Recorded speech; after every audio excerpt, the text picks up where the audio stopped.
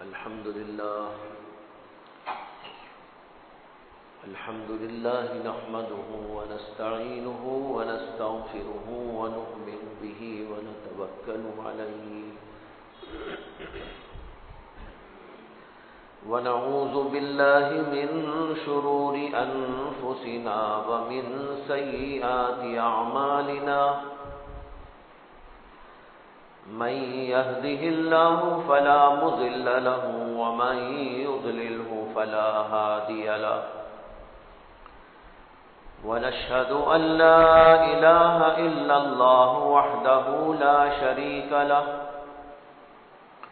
ونشهد أن سيدنا ومولانا محمدا عبده ورسوله صلى الله عليه وعلى آله وأصحابه وأزواجه وذرياته وسلم تسليما كثيرا كثيرا. أما بعد فأعوذ بالله من الشيطان الرجيم. بسم الله الرحمن الرحيم. إن الذين قالوا ربنا الله ثم استقاموا تتنزل عليهم الملائكة ألا تخافوا ولا تحزنوا وأبشروا بالجنة التي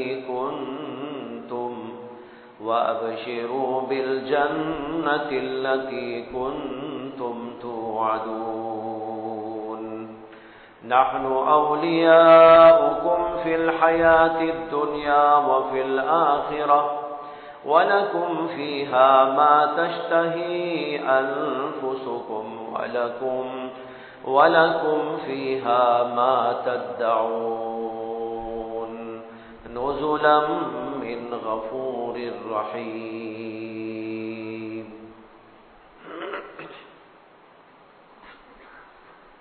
میں نے اس وقت جو آیات آپ حضرات کے سامنے پڑھی ہے، ان آیات میں استقامت علی الدین کا بیان ہے. دین کے اوپر ثابت قدمی، دین کے اوپر استقامت. انہی آیات پر گزشتہ جمعہ بھی آپ حضرات کے سامنے کچھ باتیں پیش کی گئی. ان آیات میں سے پہلی آیت میں ارشاد ہے ان الذین قالوا ربنا اللہ ثم استقاموا. جو لوگ یہ اقرار کرتے ہیں اور کہتے ہیں کہ ہمارا پروردگار تو اللہ ہے، ثم استقاموا، پھر اس کے اوپر جم جاتے ہیں، تتنزل علیہم الملائکہ، تو ان کے اوپر اللہ کے فرشتے نازل ہوتے ہیں اور یوں کہتے ہیں اللہ تخافوا ولا تحزنوا، کہ تم خوف نہ کرو، غم نہ کرو، وَأَبْشِرُوا بِالْجَنَّةِ الَّتِي كُنْتُمْ تُوعَدُونَ، اور جس جنت کا تم سے وعدہ کیا گیا تھا اس جنت کی بشارت سنو. نحن اولیاؤکم فی الحیات الدنیا وفی الآخرہ، اور ہم تمہارے دوست ہیں دنیا کی زندگی میں بھی اور آخرت کی زندگی میں بھی. وَلَكُمْ فِيهَا مَا تَشْتَهِي أَنفُسُكُمْ وَلَكُمْ فِيهَا مَا تَدَّعُونَ، اور تمہیں جنت میں وہ سب کچھ ملے گا جس کی تم خواہش کرو گے، اور وہ سب کچھ ملے گا جو تم طلب کرو گے اور مانگو گے. نزلا من غفور الرحیم، یہ سب کا سب دراصل اللہ غفور الرحیم کی جانب سے تمہاری مہمانی کے طور پر ہے. یہ آیتیں ہیں، ان کا ترجمہ پیش کیا ہے. اسی سے یہ واضح ہے اور ظاہر ہے کہ ان آیات کے اندر دین پر استقامت کا بیان ہے. دین پر استقامت دین پر جم جانے کا نام ہے. عام طور پر لوگ دین پر عمل تو کرتے ہیں لیکن استقامت سے محروم رہتے ہیں. کچھ لوگ نماز جی میں آیا تو پڑھ لیتے ہیں، جی میں آیا تو چھوڑ دیتے ہیں. جیسے کہ میں نے پہلے بھی عرض کیا کہ رمضان مبارک آیا تو ماشاءاللہ نمازیوں کی بھرمار ہو گئی، روزے داروں کی بھرمار ہو گئی، ذکر و تلاوت والوں کی بھرمار ہو گئی، گناہ چھوڑنے والے گناہ چھوڑ چھوڑ کر مسجدوں کی طرف آنے لگے، لپکنے لگے۔ لیکن جو ہی رمضان گزر گیا تو ان کی حالت پھر وہی الٹے رخ کی طرف چل پڑی، اور نمازیں بھی چھوٹ گئی، ذکر بھی چھوٹ گیا، تسبیحات چھوٹ گئی، گناہ کی طرف میلان ہونے لگا، سارے گناہ کرنے کے لیے لوگ تل گئے۔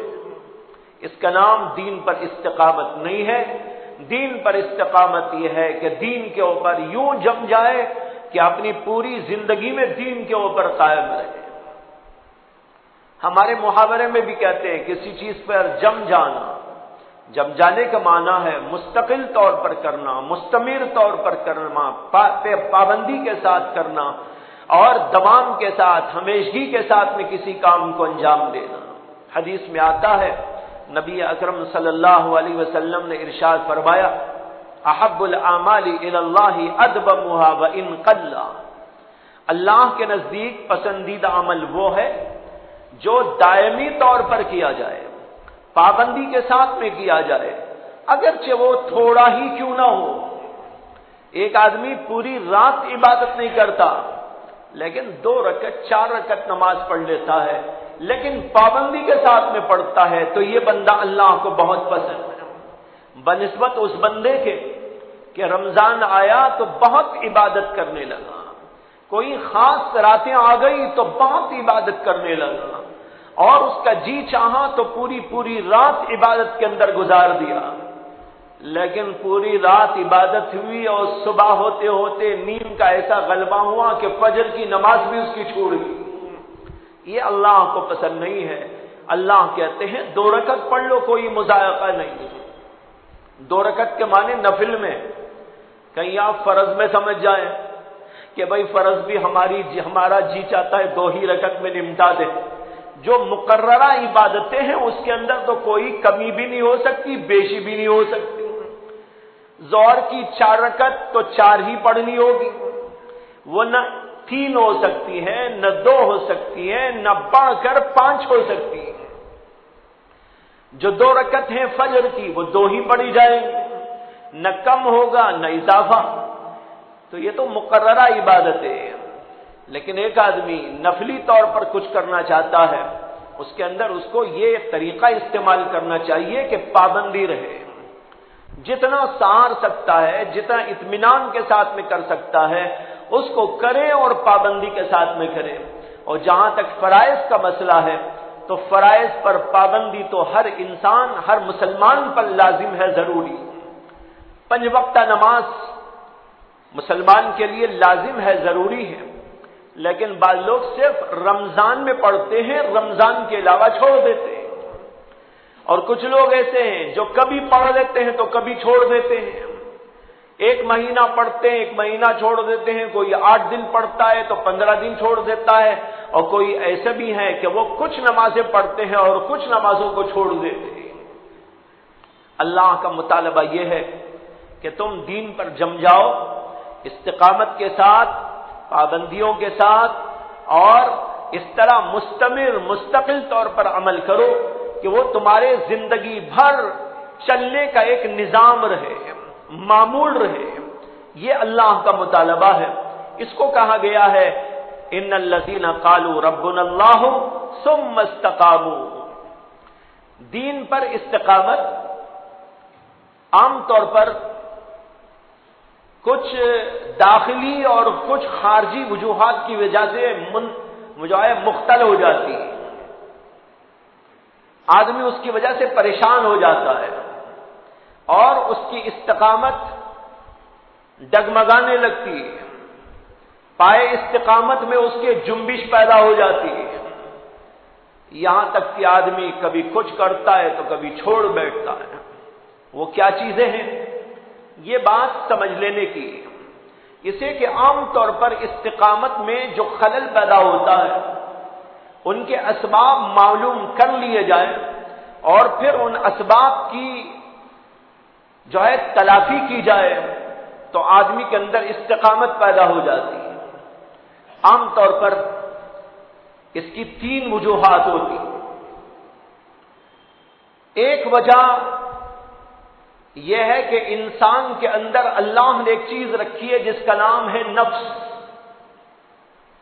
نفسانی خواہشات، نفسانی مطالبات، نفسانی ہیر پھیر انسان کو پائے استقامت کے ساتھ جمے رہنے میں جو ہے پریشان کر دیتا ہے، اور کبھی وہ جم جاتا ہے تو کبھی ٹھوکریں کھاتا ہے، اس لیے کہ اس کے اندر نفس رکھا ہوا ہے۔ دوسری چیز جس کی وجہ سے استقامت میں خلل پڑتا ہے وہ ہے ایک باہر کی چیز کا نام جس کو ہم کہتے ہیں شیطان۔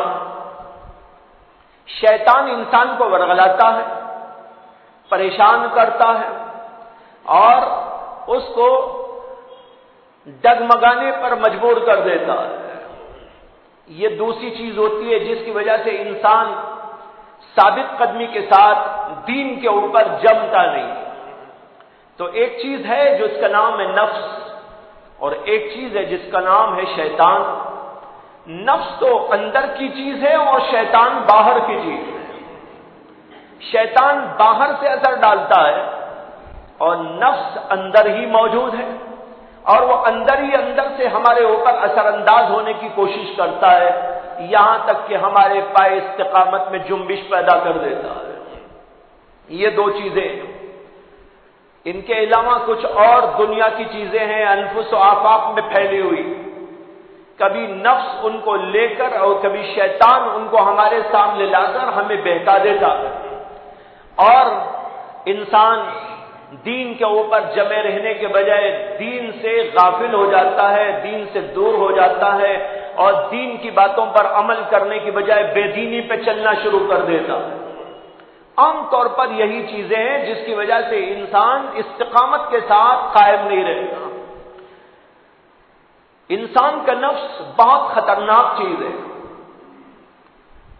علماء کہتے ہیں شیطان کو بھی شیطان بنانے والی چیز اس کا نفس ہے۔ نفس ہی نے تو شیطان کو بھی شیطان بنایا۔ اگر شیطان کا نفس اس کو نہ بہکاتا تو وہ اللہ کا مطیع ہو جاتا، فرما بردار ہو جاتا۔ جب اللہ نے حکم دیا حضرت سیدنا آدم علیہ السلام کے سامنے سجدہ کرنے کا تو شیطان اڑ گیا تھا، اور اس نے کہا تھا کہ انا خیر منہ خلقتنی من نار وخلقتہ من طین۔ اے اللہ، یہ میں کیسے اس کے سامنے سجدہ کر سکتا ہوں جبکہ میں اس سے بہتر ہوں۔ اب دیکھو نفس آ گیا، اندر سے اس کا نفس اسے کہہ رہا ہے تو بڑا اچھا ہے، تو اس سے افضل ہے، تو اس سے بہتر ہے، اس لیے تجھے اس کے سامنے جھکنا نہیں چاہیے۔ اس لیے اس نے کہا انا خیر منہ، میں اس سے بہتر ہوں۔ بہتر کیوں ہوں، اس کی دلیل کیا ہے؟ وہ کہتا ہے خلقتنی من نار وخلقتہ من طین۔ آدم کو تو اے اللہ آپ نے مٹی سے پیدا کیا اور مجھے آپ نے آگ سے پیدا کیا ہے۔ آگ افضل ہوتی ہے مٹی سے، اس لیے میرا مقام آدم کے مقام سے اونچا ہے، بہتر ہے، اعلیٰ ہے، افضل ہے، اس لیے میں آدم کے سامنے جھک نہیں سکتا۔ یہ کہہ کر وہ مردود ہو گیا۔ یہ نفسانیت تھی جو اس کے اوپر غالب آئی، اور یہاں تک کہ وہ اللہ کی نگاہ میں مردود ہو گیا اور آسمانوں سے اس کو نکال ڈالا گیا۔ تو دیکھیے، نفس ایک ایسی چیز ہے جس کی وجہ سے انسان ڈگمگا جاتا ہے۔ عام طور پر ہم غور کر لیں اپنے حالات پر، نفسانی خواہشات ابھرتی ہیں اور انسان دین کے اوپر جمنے کے بجائے دین سے غافل ہو جاتا ہے۔ کچھ لوگ نماز جو نہیں پڑھتے، کیوں نہیں پڑھتے؟ اس لیے نہیں پڑھتے کہ نفس غالب ہے۔ اسی طرح کچھ لوگ گناہ کرنے لگتے ہیں، رشوت خور رشوت کھاتے ہیں، جھوٹ بولنے والے جھوٹ بولتے ہیں، زنا کرنے والے زنا کرتے ہیں، شرابی لوگ شراب پیتے ہیں، اور مختلف قسم کے گناہ کرنے والے لوگ مختلف قسم کے گناہ کرتے ہیں۔ ان گناہوں کے پیچھے آپ غور کریں تو یہی نفس کار فرما۔ نفس نے ابھارا، انسان زنا پر آمادہ ہو گیا، نفس نے ابھارا، انسان نے جھوٹ بولنا شروع کر ڈالا، نفس نے ابھارا تو انسان اور گناہ کرنے لگا، انسان کا نفس انسان کو گناہوں کی طرف لے جاتا ہے۔ دوسرے یہ ہے کہ نیکیوں سے دور کر دیتا ہے۔ قرآن پاک کے اندر آیا ہے کہ اللہ تعالیٰ نے حضرت سیدنا یوسف علیہ السلام کا مقولہ نقل کیا ہے کہ انہوں نے کہا وما ابرئ نفسی ان النفس لامارۃ بالسوء، انہوں نے کہا کہ میں اپنے نفس کو بری قرار نہیں دیتا، اس لیے کہ نفس بہت زیادہ برائی کا حکم دینے والا ہے۔ یہاں پر آیا ہے کہ نفس انسان کے لیے بہت برا ہے اور اس کو برائی کا حکم دیتا ہے، امارۃ بالسوء۔ علماء اس کی تفسیر میں لکھتے ہیں کہ امارہ کے معنی آتے ہیں بہت زیادہ اور بہت شدید طور پر برائی کا حکم دینے والا۔ ایک ہوتا ہے کوانٹٹی میں بڑا ہونا اور ایک ہوتا ہے کوالٹی میں بڑا ہونا۔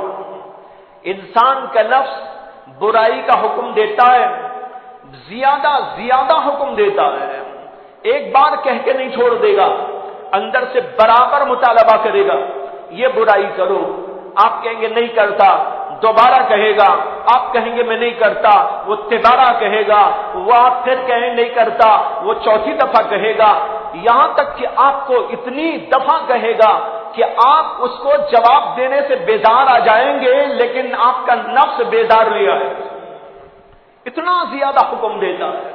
یہ ہے امارۃ بالسوء کا معنی۔ اور دوسرے اس کا معنی ہے بڑی شدت کے ساتھ، بڑی قوت کے ساتھ، بڑی توانائی کے ساتھ میں حکم دیتا ہے، ڈھیلے ڈھالے انداز پہ نہیں دیتا بلکہ بہت اچھے انداز سے حکم دیتا ہے اور بات اپنی سنوارتا ہے، بناتا ہے اور ایسے الفاظ کے ساتھ اور ایسی تعبیرات کے ساتھ انسان کو پیش کرتا ہے کہ انسان اس کی طرف چلنا شروع کر ڈالے۔ یہ ہے ہمارے نفس کی کیفیت اور حالت۔ اس کو اللہ نے کہا ان النفس لامارۃ بالسوء، کہ نفس بہت زیادہ برائی کا حکم دیا کرتا ہے۔ تو جب یہ ہمارے ساتھ میں لگا ہوا ہے تو یہ ہم کو حکم دیتا رہتا ہے اور ہم اس کی مانتے رہتے ہیں، نتیجہ یہ ہوتا ہے کہ ہم دین سے دور ہو جاتے ہیں، دینی امور سے دور ہو جاتے ہیں، اور وہ برائی کا حکم دیتا ہے اس لیے برائی کی طرف چل پڑتے ہیں۔ اس لیے حکم دیا گیا ہے کہ نفس کی بات نہ مانو، نفس کی اور خواہش کی پیروی نہ کرو۔ اللہ نے قرآن میں فرمایا وَمَنْ أَضَلُّ مِمَّنِ اتَّبَعَ هَوَاهُ بِغَيْرِ هُدًى مِّنَ اللَّهِ، اس سے زیادہ کون گمراہ ہو سکتا ہے جو خواہشات نفس پر عمل کرتا ہے؟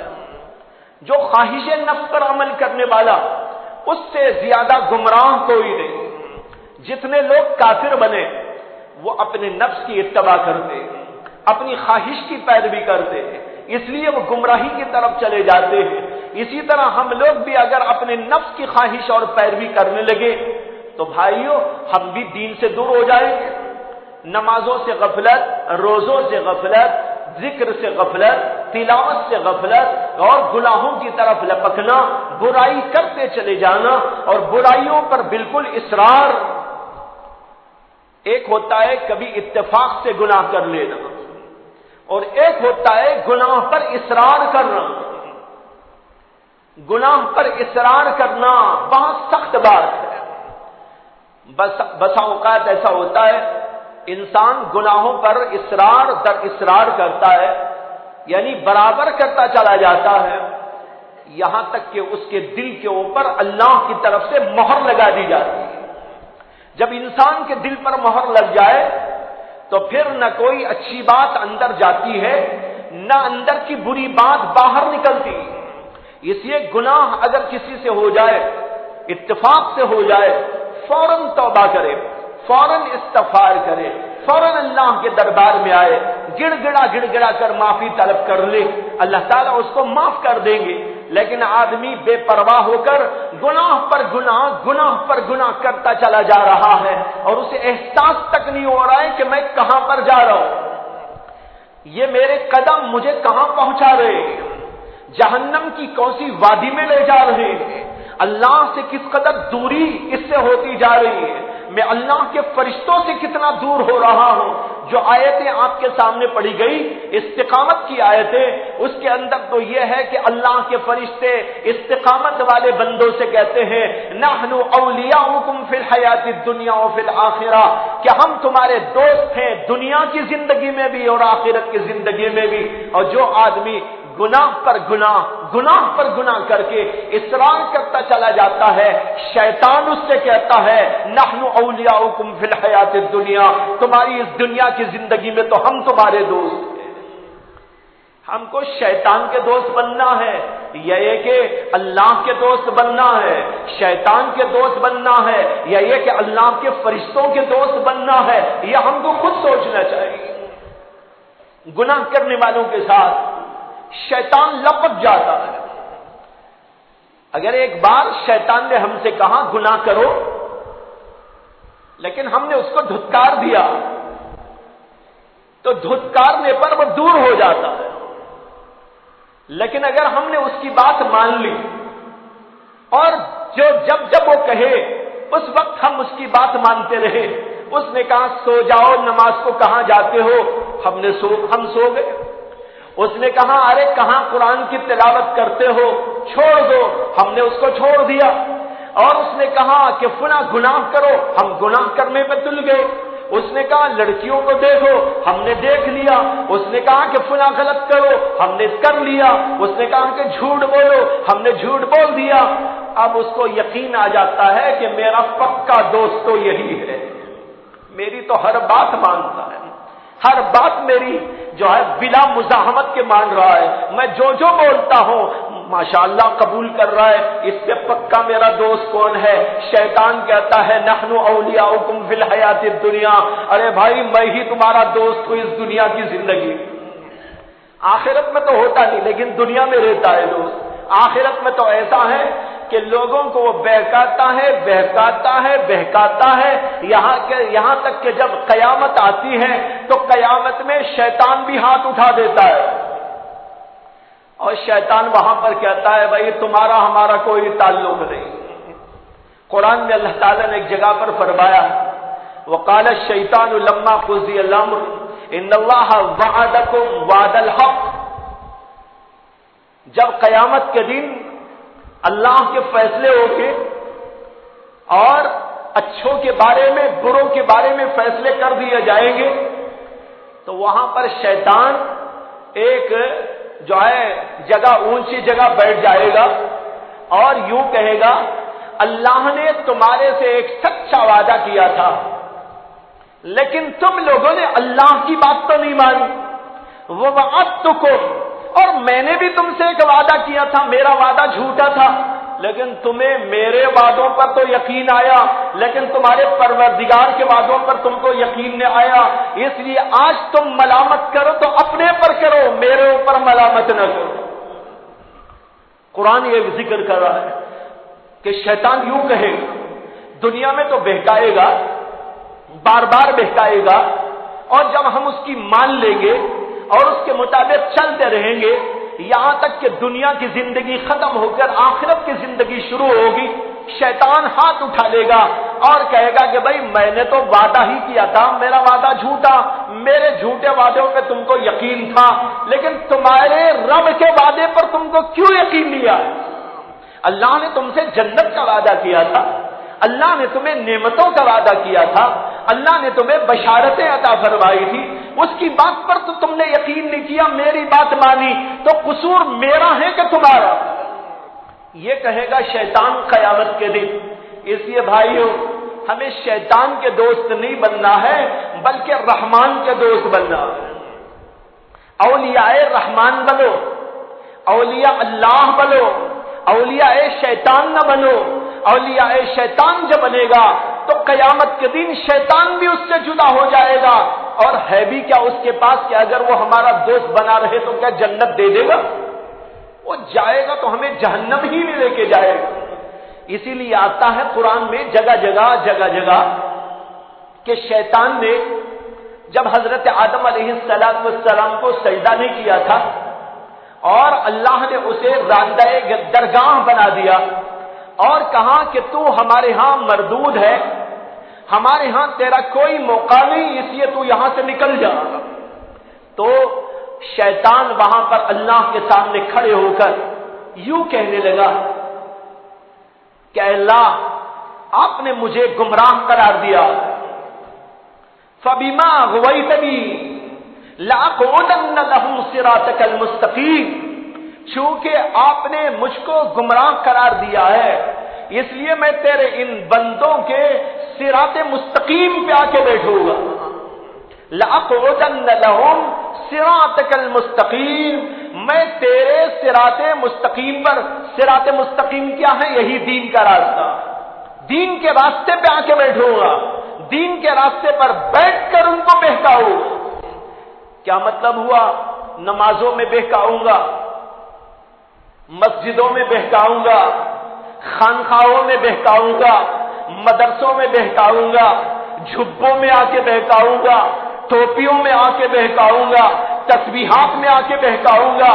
اس نے وعدہ کیا اللہ کے سامنے، کہا فَبِمَا أَغْوَيْتَنِي لَأَقْعُدَنَّ لَهُمْ صِرَاطَكَ الْمُسْتَقِيمَ، کہ اللہ چونکہ آپ نے مجھے گمراہ قرار دیا ہے اس لیے آپ کے صراط مستقیم پر آ کے بیٹھوں گا بہکانے کے لیے.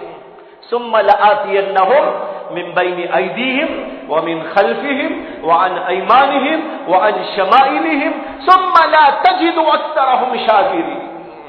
اس نے کہا پھر تو داہنے سے حملہ کروں گا، بائیں طرف سے حملہ کروں گا، اور اوپر اور جو ہے پیچھے سے حملہ کروں گا، سامنے سے حملہ کروں. 4 طرفوں کا ذکر کیا اس نے، سامنے سے حملہ، پیچھے سے حملہ، دائیں سے حملہ، بائیں سے حملہ، یعنی 4 طرف سے حملہ کروں گا. اور نتیجہ اس کا یہ ہوگا ثم لا تجد اکثرهم شاکرین، اے اللہ تیرے بندے پھر تو تیرے شکر گزار بندے نہیں بنیں گے، یعنی تیری بات نہیں مانیں گے، پھر تو میری ہی بات مانیں گے. اللہ نے اس کے جواب میں کیا کہا؟ اللہ نے اس کے جواب میں کہا تجھے بھی اور جو تیری اتباع کریں گے اور تیرے نقش قدم پر چلیں گے ان سب کو بھی میں جہنم رسید کروں. یہ اللہ نے اسی وقت کہہ دیا. یہ کب کی بات ہے؟ جبکہ ہم اور آپ پیدا بھی نہیں ہوئے تھے. حضرت آدم علیہ السلام کو اللہ نے پیدا کیا تھا اور ان کو سجدہ کرنے کا فرشتوں کو جو وہاں موجود تھے ان کو حکم دیا تھا. اور جب اس نے یہ کہا کہ میں سجدہ نہیں کروں گا، اللہ نے اس کو راندہ درگاہ بنایا تھا. اس وقت میں کھڑے ہو کر اس نے اللہ کے سامنے یہ کیا اور کہا. اسی لیے وہ بڑا زبردست کام کرتا ہے دنیا میں، بہکانے کا کام. سامنے سے حملہ، پیچھے سے حملہ، دائیں سے حملہ، بائیں سے حملہ.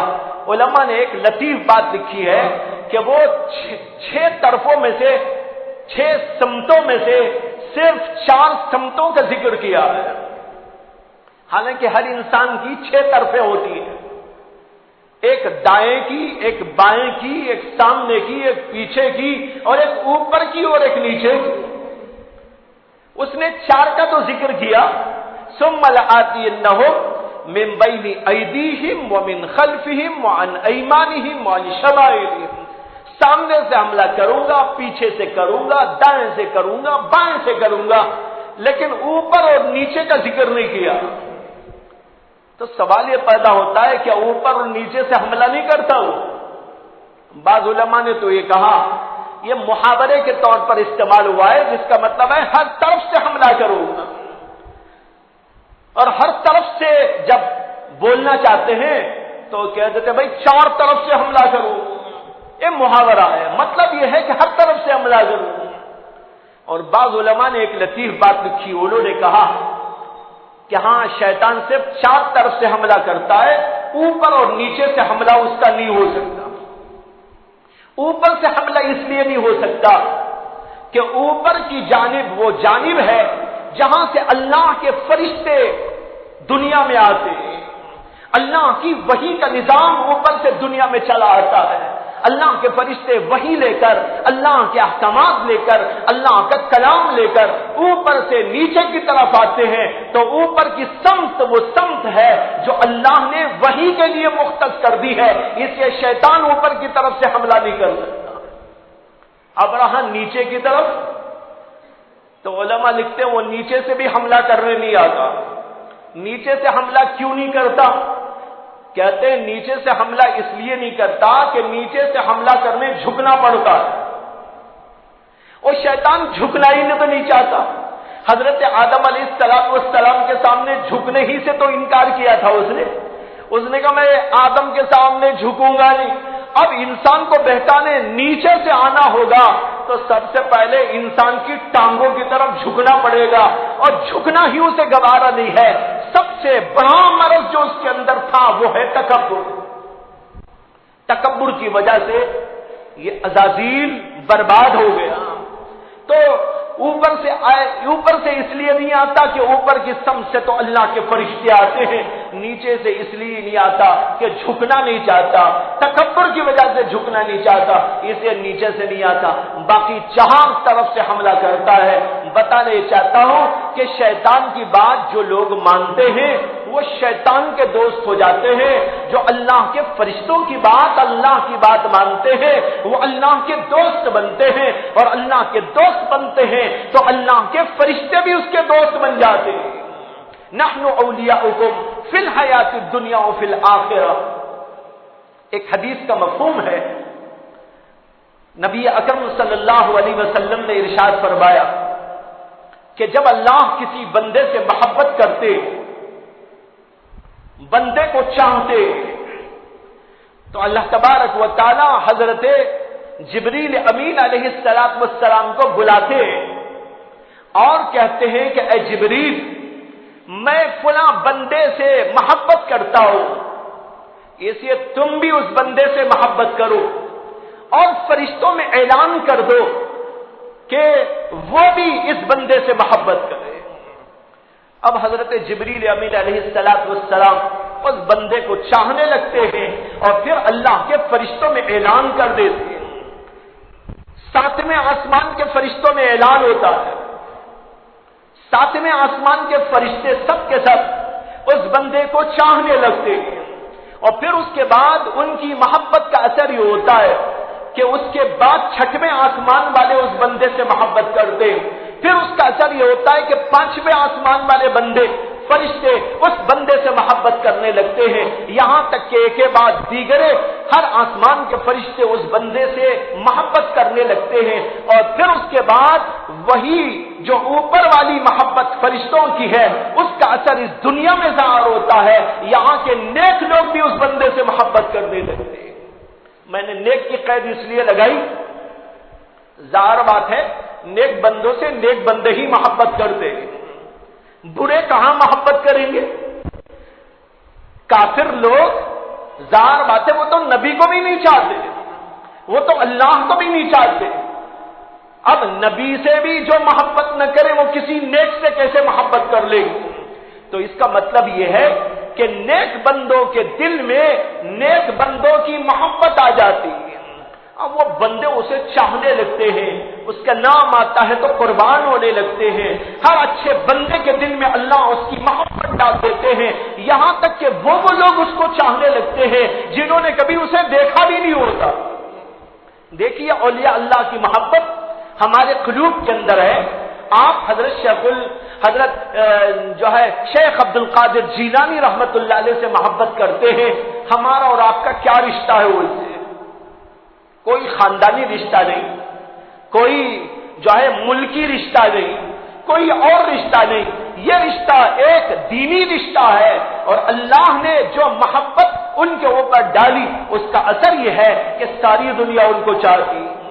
کتنے اللہ کے بندے ہیں، اللہ کے ولی ہیں اور علماء کرام ہیں جن سے اللہ کے بندے محبت کرنے لگتے ہیں، یہ محبت خداوندی کا اثر ہوتا ہے۔ اس لیے اگر ہم اللہ کو چاہنے لگے اور اللہ ہم کو چاہنے لگے تو پھر اس کا اثر یہ ظاہر ہوگا کہ اس کو نیک بندے چاہنے لگتے، اور نیک بندوں سے جو عداوت اور بغض رکھتے ہیں، ایسے بندوں سے اللہ بغض رکھتے ہیں۔ یہ بھی حدیث کے اندر آتا ہے۔ اللہ کے نبی علیہ الصلوۃ والسلام نے فرمایا کہ اللہ تبارک و تعالیٰ فرماتا ہے کہ جو میرے ولی سے عداوت رکھتا ہے میں اسے اعلان جنگ دیتا ہوں، یعنی میں اسے یہ اعلان دیتا ہوں کہ وہ میرے ساتھ جنگ کے لیے تیار ہو جائے۔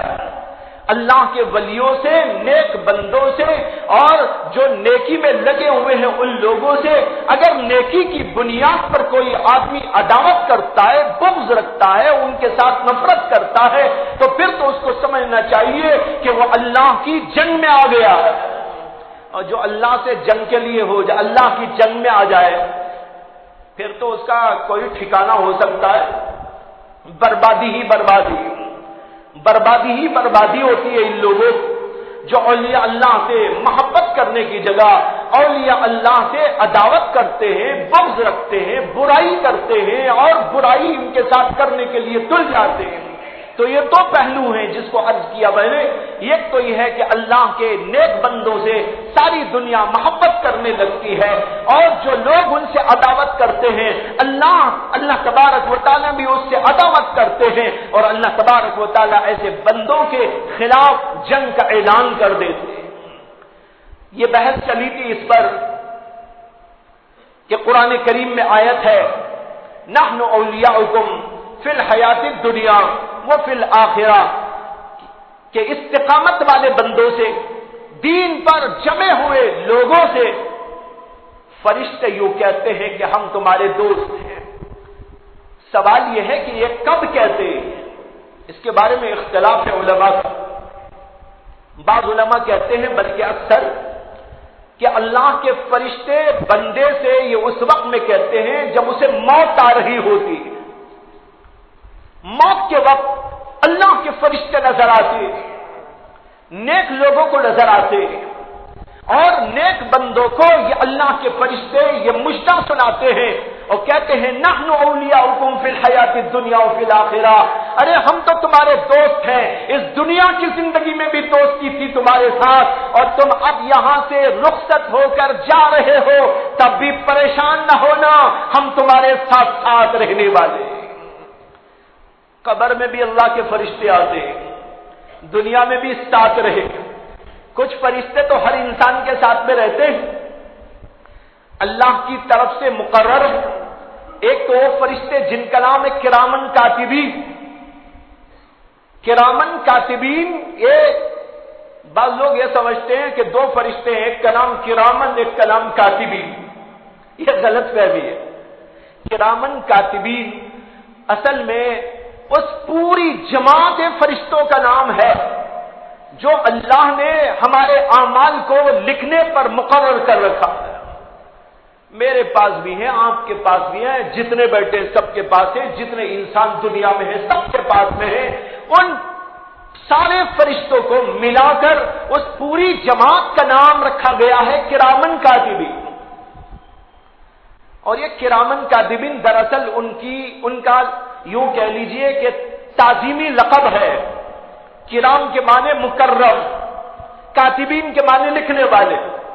یہ مکرم فرشتے ہیں جو لکھتے ہیں اعمال انسان کے، اچھا عمل بھی لکھتے ہیں، برا عمل بھی لکھتے ہیں۔ ایک فرشتہ برے عمل کو لکھتا ہے، ایک فرشتہ اچھے اعمال کو لکھتا ہے۔ ہر آدمی کے پاس دو فرشتے، ایک اچھائیوں کو لکھنے والا، ایک برائیوں کو لکھنے والا۔ اور پوری دنیا میں تمام انسانوں کے پاس جتنے بھی فرشتے ہیں دو دو دو دو دو دو، ان پوری جماعت کو ملا کر کہا جاتا ہے کرامن کاتبین۔ یہ ایسا ہے جیسے ہم کہتے ہیں علماء کرام۔ کرام کے معنی مکرم، علماء کی صفت بیان کی جا رہی ہے، علماء کرام۔ اسی طرح کرامن کاتبین یعنی کاتبین کرام، کاتبین کے معنی لکھنے والے۔ یہ لکھنے والے فرشتے اللہ نے مقرر کیے۔ لکھنے والوں کے علاوہ بھی ہر انسان کے ساتھ 20 فرشتے ہوتے ہو۔ کتنے؟ 20 فرشتے۔ حدیث کے اندر آتا ہے یہ 20 فرشتے انسان کے مختلف حالات میں اس کی حفاظت کرتے ہیں، اس کے مسائل کو حل کرتے ہیں، اس کے اوپر پیش آنے والے مسائل کو دفع کرتے ہیں، اس کی حفاظت کے انتظامات کرتے رہتے ہیں۔ ورنہ تو بھائی ذرا سوچو، یہ دنیا میں ہم جیتے ہیں، کس قدر خطرناک حالات انسان کے ساتھ وابستہ ہوتے ہیں۔ انسان بیٹھا ہوا ہے، یہ اوپر ٹکا ہوا ہے، اگر یہ اوپر سے گر جائے تو کیا ہوگا؟ اس کو ٹکائے رکھنے والے بھی فرشتے، اسی طرح آسمان کو تھامے ہوئے فرشتے بھی، زمین کو محفوظ رکھنے والے فرشتے بھی ہیں۔ انسان چل رہا ہے اور دھس گیا تو اندر چلا جائے، اللہ کے فرشتے اس کی حفاظت کرتے رہتے ہیں۔ کوئی کار آ رہی ہے، کوئی ٹیکسی آ رہی ہے، کوئی بس آ رہی ہے، کوئی ٹرک آ رہی ہے، وہاں بھی اللہ کے فرشتے انسانوں کو بچاتے رہتے ہیں اور ان کی حفاظت کا فریضہ انجام دیتے رہتے ہیں، الا یہ کہ اللہ کا حکم ہو جائے ان کی حفاظت سے ہاتھ اٹھا لو، ہاتھ اٹھاتے ہی کوئی حادثہ ہو جاتا، کبھی موت ہو جائے، کبھی کچھ اور ہو جائے۔ تو ایک ایک انسان کے پاس اللہ کے 20 فرشتے مقرر ہیں، یہ اللہ کی طرف سے مقررہ فرشتے۔ اب ہم نیکیاں کرتے ہیں تو یہ فرشتے ہمارے دوست ہو جاتے ہیں، اور اگر برائیاں کرتے ہیں فرشتے ہم سے نفرت کرتے رہتے ہیں اور ان کو برا معلوم ہوتا ہے، اور وہ کہتے ہیں اندر اندر، ارے کیسے خبیث کے پاس ہم آ گئے ہیں، کیسے برے انسان کے پاس ہم کو رکھ دیا گیا ہے، کیسا نکما انسان ہے۔ اور جب اس کی موت آتی ہے تو پھر تو وہ اس کے لیے یہ تو نہیں کہہ سکتے نحن اولیاؤکم فی الحیات الدنیا، ہم تمہارے دوست تھے دنیا کی زندگی میں، بلکہ وہاں پر دوستی کیا، وہ تو دشمنی کا اظہار کرے۔ تو بھائیو، اللہ کے فرشتے، یہی فرشتے، مطلق فرشتے کوئی بھی ہو، وہ اللہ کے فرشتے موت کے وقت مجدہ سناتے ہوئے کہتے ہیں نحن اولیاؤکم فی الحیات الدنیا وفی الآخرہ۔ اور اس سے پہلے کیا ہے؟ تتنزل علیہم الملائکہ، مرنے والے انسان پر اللہ کے فرشتے آتے ہیں اور یوں کہتے ہیں اللہ تخافوا ولا تحزنوا، دو باتیں کہتے ہیں، ایک تو یہ کہتے ہیں کہ خوف نہ کرو، اور دوسرے کہتے ہیں کہ غم نہ کرو۔ خوف میں اور غم میں تھوڑا فرق ہے۔ خوف کہتے ہیں اس بات کو کہ آئندہ زندگی میں کوئی بات خطرے کی نہ پیش آئے، اس سے خوف ہوتا ہے۔ مثلا آپ چلے جا رہے ہیں، بھائی کوئی حادثہ نہ ہو جائے، سامنے کوئی شیر نہ آ جائے، کوئی اور ایسی چیز نہ آ جائے، اس کو کہتے ہیں خوف۔ آپ کو خوف ہو رہا ہے آئندہ کیا ہو جائے گا، آئندہ کیا ہو جائے گا، اس کا جو خوف ہوتا ہے اس کا نام تو ہے خوف۔ خوف کا تعلق مستقبل اور فیوچر کی زندگی سے ہے، اور دوسرے ہے غم اور حزن، اور غم جو ہوتا ہے وہ پچھلی زندگی پر ہوتا ہے۔ مثال کے طور پر پچھلے زمانے میں ایک آدمی کا مال چوری ہو گیا، کل کی پرسوں ترسوں کبھی، اسے اب غم ہو رہا ہے، اس کا نام ہے غم۔ غم کا تعلق ماضی کی زندگی سے ہے، پچھلی زندگی سے ہے۔ خوف کا تعلق اگلی زندگی سے ہوا کرتا ہے۔ اللہ کے فرشتے اس نیک آدمی پر نازل ہو کر دو باتیں کہتے ہیں، اللہ تخافوا ولا تحزنوا، جس کا مطلب علماء لکھتے ہیں کہ اگلی زندگی کے سلسلے میں خوف نہ کرو، آپ کے لیے تو اوپر آگے کا سارا معاملہ بہت صاف ہے، آپ کو جہنم کا خوف نہیں، آپ کو کوئی پریشانی نہیں، آگے کا پورا راستہ تمہارے لیے صاف ہے۔ اللہ تخافوا، آگے کے لیے خوف نہ کرو، اور یہ بھی کہتے ہیں ولا تحزنوا، پچھلی زندگی پر غم بھی نہ کرو۔ پچھلی زندگی کون سی؟ جو چھوڑ کے تم جا رہے ہو، تم کو یہ خوف نہ ہونا چاہیے میرے بچوں کا کیا ہوگا، یہ خوف نہ ہونا چاہیے وہ کیا ہوگا، میں گھر چھوڑ کے جا رہا ہوں، میں مکان چھوڑ کے جا رہا ہوں، میں جائیداد چھوڑ کے جا رہا ہوں یا نہیں چھوڑ کے جا رہا ہوں، میرے بچے کیسے رہیں گے، کیا ہوں گے، یہ جو چھوڑ کے جا رہے ہو اس زندگی کے بارے میں بھی تم کو غم نہ ہونا چاہیے۔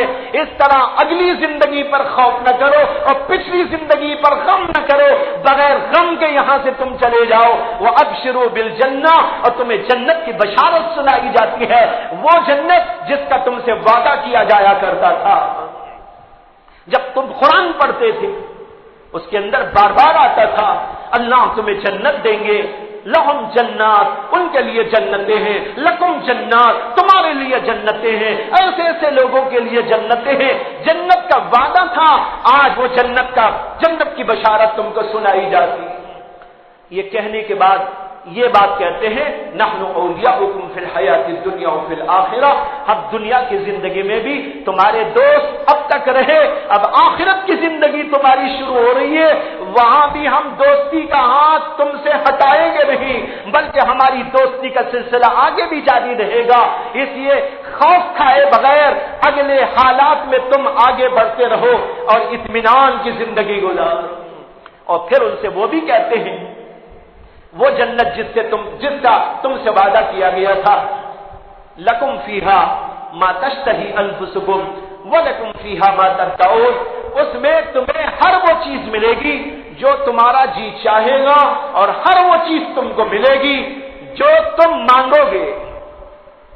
مانگیں گے وہ بھی ملے گا، دل میں خواہش پیدا ہوگی وہ بھی تم کو دیا جائے گا، بغیر مانگے اللہ تم کو عطا کر دے گا۔ دل کے اندر ایک بات پیدا ہوئی وہ آپ کے سامنے آ جائے گی، جو بھی چاہے مانگو وہ سب کچھ وہاں پر ملا کرے گا۔ لیکن انسان وہاں چاہے گا وہی جو جنت کے ماحول کے مطابق ہوگا۔ وہاں جا کر ظاہر بات ہے دنیا کی چیزیں اس کی خواہش میں نہیں آئے گی۔ دنیا میں انسان پتہ نہیں اچھی بری کیا کیا خواہش رکھتا تھا، لیکن وہاں جانے کے بعد اس کو جنت نصیب ہوگی، جنت کے حالات میں زندگی ہوگی، جنت میں اس کا بسیرا ہوگا، جنت کی نعمتوں کو دیکھ رہا ہوگا، وہ پاکیزہ ماحول اس کے سامنے ہوگا، اس پاکیزہ ماحول میں کوئی غلط خواہش اور نکمی کوئی چیز اس کے دل کے اندر پیدا نہیں ہوگی۔ میں نے یہ بات اس لیے عرض کر دی کہ بعض لوگوں نے یہ سوال پہلے کیا تھا کہ اگر ہم لوگوں کو وہاں سگریٹ پینے کی خواہش پیدا ہوگی تو کیا سگریٹ بھی ملے گا؟ یہ سوال بعض لوگوں نے کیا، اسی کے پیش نظر میں نے یہ تفصیل آپ کے سامنے رکھی کہ خواہش وہی پیدا ہوگی جو جنت کے ماحول کے مطابق ہوگی۔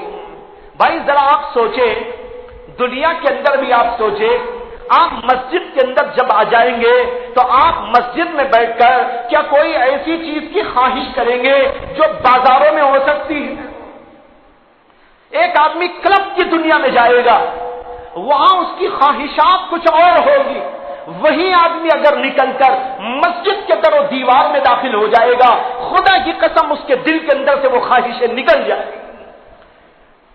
اس لیے کہ مسجد کا ماحول ایک نیکی کی فضا دیتا ہے، نیکی کا جذبہ دیتا ہے، نیکی کے خیالات اور تصورات پیدا کرتا ہے۔ اسی طرح ایک آدمی کالج میں رہتا ہے جہاں لڑکیاں اور لڑکے اور بے حیائیاں سب کچھ ہوا کرتی ہیں، وہاں اس کے خیالات کچھ بھی ہو، لیکن وہاں کا نکلا ہوا ایک بندہ کبھی آ جائے کسی ایسے ماحول میں جہاں ذکر کی مجلس ہو رہی ہو، جہاں علم کی مجلس چل رہی ہو، جہاں بخاری کا درس ہو رہا ہو، جہاں قرآن کی تعلیم ہو رہی ہو، جہاں اللہ کا پاکیزہ نام لیا جا رہا ہو، جہاں قال اللہ اور قال رسول کی صدائیں بلند ہو رہی ہو، وہاں آنے کے بعد خدا کی قسم اس کے دل کے اندر وہ جذبات سرد پڑ جائیں گے، یہاں خواہش پیدا ہوگی، یہ خواہش پیدا ہوگی، اے کاش کہ میں بھی قرآن کا حافظ ہوتا، اے کاش کہ میں بھی عالم دین ہوتا، اے کاش کہ میں بھی قرآن ایسا پڑھتا، اے کاش کہ میں بھی ایسا قاری ہوتا، اے کاش کہ میں ایسا دیندار ہوتا۔ یہ خواہش یہاں پر ہوگی، وہ خواہش یہاں نہیں پیدا ہو۔ بہت سارے لوگ دنیا سے جاتے ہیں، مسجد الحرام میں جاتے ہیں، کعبۃ اللہ میں داخل ہوتے ہیں، وہاں کی فضا میں رہتے ہوئے ذرا سوچ کے دیکھ لیجئے کیا کوئی غلط تصور و خواہش پیدا ہوتا ہے؟ نہیں ہوتا۔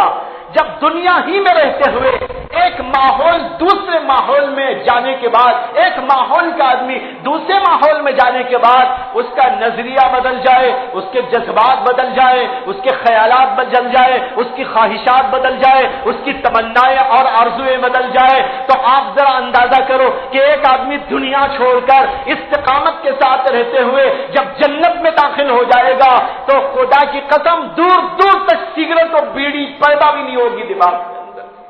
कैसे आ सकता है तस्वुर? इसलिए ये नहीं सोचना चाहिए और ये सोचना चाहिए कि वहां हम ख्वाहिश करेंगे तो जो भी ख्वाहिश होगी जरूर मिलेगी, लेकिन ख्वाहिश वही होगी जो उस माहौल के मुताबिक होगी। अल्लाह ने कहा कि जो तुम चाहोगे वो मांगे मिलेगा, जो पसंद करोगे वो मिलेगा। नुज़ुल बिन गफूर रहीम, ये सब का सब दरअसल अल्लाह गफूर रहीम की जानिब से बतौर मेहमान नवाजी के होगा। ये हम सब की मेहमान नवाजी होगी। अल्लाह से दुआ करो अल्लाह की मेहमान नवाजी हमको भी नसीब हो जाए, हम सब के सब दीन पर इस्तिकामत के साथ कायम हो जाए, नमाजों की पाबंदी करने वाले बंदे बन जाए, गुनाहों से बचने वाले बंदे बन जाए, हमारी जिंदगी अल्लाह के वलियों की जैसी जिंदगी हो जाए, हमारी आंखें काबू में रहे, हमारी जुबान ठीक हो जाए, हमारा दिल ठीक हो जाए, हमारे आमाल ठीक हो जाए, हमारे अखलाक दुरुस्त हो जाए। भाइयों, अगर ये इस्तिकामत हमारे अंदर न पैदा हुई, डगमगा कर यहां से चले गए, तो फिर जरा सोचो कि वहां जाने के बाद में क्या होगा, वहां क्या मिलेगा?